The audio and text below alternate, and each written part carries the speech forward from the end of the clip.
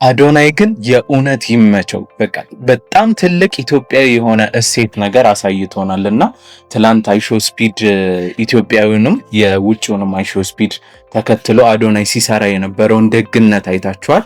ስለዚህ በጣም ላመሰግነው እወዳለሁ። እንደው 50 ሚሊዮን ነበር አይደለ ማስገባት የፈለገው አዶናይ። ይሄን 50 ሚሊዮን ፎሎወር ራሱ አዶናይ ጋር ብናመጣ እንደዚህ አይነት ቻሌንጅ ብንጀምር በጣም ደስ ይለኛል። በቤት እውቀት ቻናል ደግሞ ምን ላደርግለት አስቤያለሁ ማለት ነው።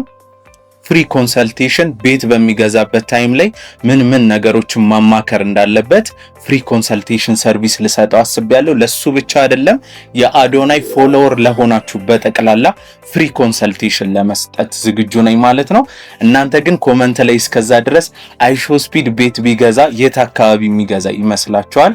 እስቲ ኮመንቱን ሐሳብ ስጡኝ። እኔ የምጠረጥረው ፒያሳ ብዬ አስባለሁ፣ ግን እናንተ ኮመንት ላይ እስቲ ጻፉልኝ።